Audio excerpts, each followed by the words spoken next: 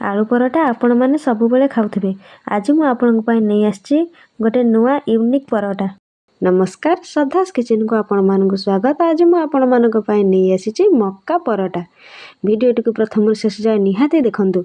मो चैनल रे आपण नुआ होइतिले मो चैनल को लाइक सब्सक्राइब और शेयर करंतु। देखंतु मो दुईटा मीडियम साइज रो मक्का को भलो भाबरे एमती तार मंजी को बाहर कर नै जाईची।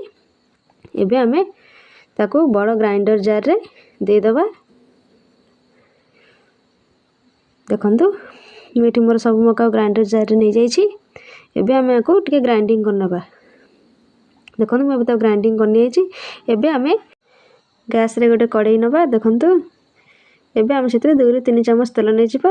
तेल टी गरम होला परे सेतरे आमे गोटे चम्मच सोरिसा को नबा, गोटे चम्मच जीरा।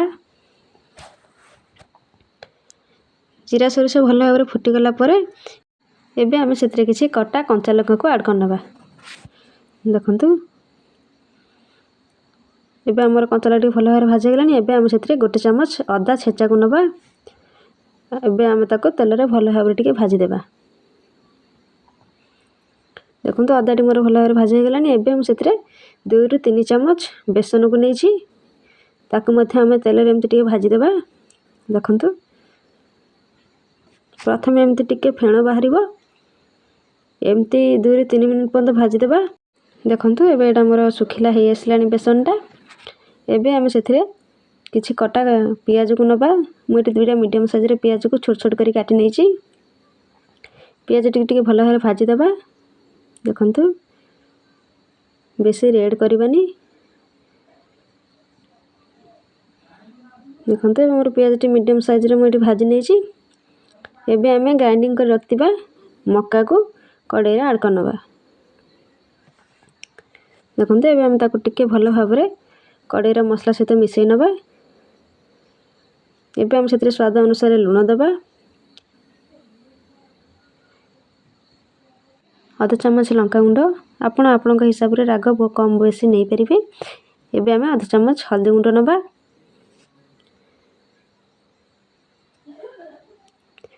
एबे आमे गोटे चम्मच करी पाउडर नबा। एबे आमे गोटे चम्मच धनिया पाउडर नबा।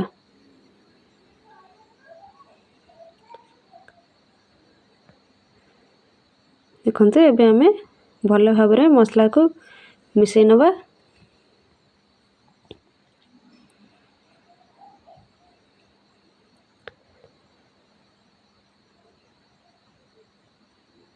गैस रो फ्लेम को आपण मीडियम में ही रखिबे।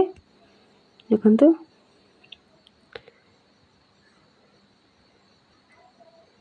एबे आमे सेथिरे किछि कटा धनिया पत्र को ऐड कर नबा। एबे आमे ताको भल भाबरे टिके मसला सहित मिसई नबा। देखंतु आपण चाहिले मक्काटी को कम समय मध्ये ग्राइंडिंग करि परिबे खद खदड़िया टाइप रो। देखंतु एई भली भाबरे आमे आकु 2 ରୁ 3 मिनिट पर्यंत घांटी नबा। देखंतु एबे हमर मक्कार बेटरटी रेडी हो जाईची। एबे आमे किछि अटा नबा सेथिरे स्वाद अनुसार लूण दे देबा। एबे आमे ताको भल भाबरे टिके पानी देई चकड़े नबा। देखंतु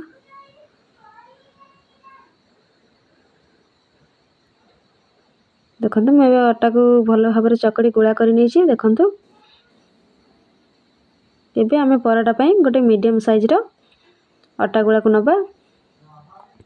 देखंतु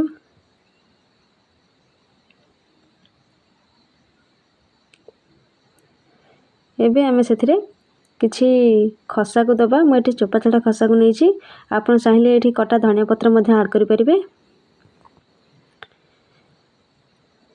एबे आमे सेथिरे किछि अटा को दे भल भाबरे बेली नबा। देखंतु एई भली भाबरे आपण टिके बेली नबा। देखंतु मोर रोटी हो जाईची।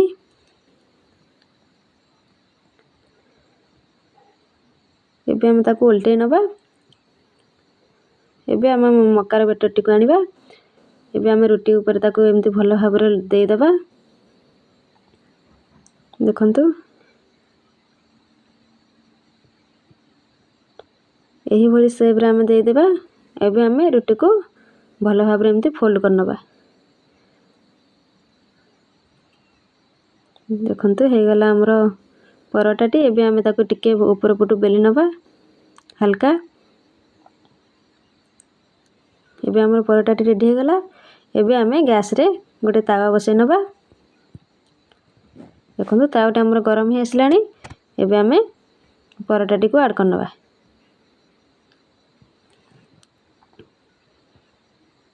देखंतु एबे मोर परोटाटी गोटे साइड हे आसलानी। एबे आमे ताको उल्टै नबा। देखंतु एबे हमर दे साइड हे आसलानी। देखंतु केते सुंदर देखा जाउछि। आपण चाहिले यार शेप मध्य आपण गोल करि परिबे। एबे आमे सेतिरे तेल को दे दबा। देखंतु म एबे भलो भाबरे एठी तेल को परोटा रे नै जाइछि। एबे आमे गैस रो फ्लेम को सिम कर नबा। देखंतु देखंतु मोर परोटाटी केते सुंदर देखा जाउछि। केते सुंदर कलर हे आसलानी।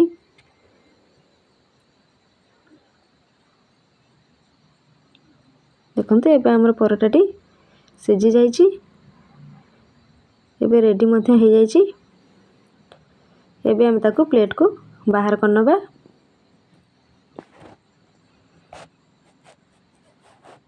देखंतु एबे रेडी हे गला हमर मक्का परोटा। एटा खाइबा को बहुत टेस्टी लागिबो। एटा देखबा के मध्ये बहुत सुंदर लागिबो। घरे निहाती भाबरे एही रेसिपी रे बनांतु।